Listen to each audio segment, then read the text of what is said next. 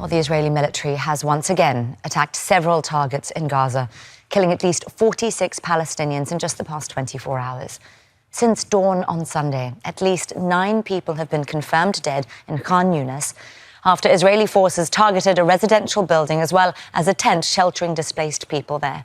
Rescuers have been searching through the rubble for victims. The UN Agency for Palestinian Refugees says Israel's attacks have forced 90% of Gaza's population from their homes. Well, let's speak to Hind Khudari. She's in Deir al-Balah for us on the ground there. Hind, talk us through what we've been seeing in Khan Yunis this morning. Well, most of the attacks by the Israeli forces have been concentrated in Khan Yunis. In the past 12 hours, let's say, at least 19 Palestinians were killed in Khan Yunis. And of course, among them are children and also women. So the Israeli forces targeted a residential house, and they also targeted a makeshift tent. Now, according to civil defense teams, that there are still Palestinians still trapped under the rubble of this house, and they're trying to retrieve the bodies and rescue some Palestinians that may be still alive under the rubble. They also said that the death toll may increase more than 19, but it's not only Khan Yunis that has been attacked overnight. It has been also a Zaytun neighborhood in the Gaza city, where the Israeli forces also targeted a residential house, and at least 2 Palestinians have been killed. But also there has been endless blowing up of houses and residential units in both Rafah, in the southern parts of the Gaza Strip, and also in the northern parts in Beit Lahia.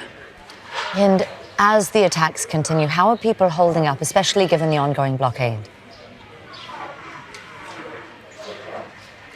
Well, the situation is getting harder every single day. Like, for example, now, it's still in early hours of the morning. We can see Palestinians searching for any source of food so they can feed their families. We're talking about more than 1 month without a single truck of anything enter the Gaza Strip. No food has been entering, no commercial sector has been entering, no fuel, no cooking gas, not even medicine or medical supplies, and not even shelter or tents. So the situation is suffocating, actually. We're seeing families lining up in queues to fill in up 1 gallon of healthy drinkable water. We can also see Palestinians lining up on the hot meal kitchens that are still serving and offering food for Palestinians. Now, those hot meal food kitchens are supposed to stop in the next coming days because they are also out of stock.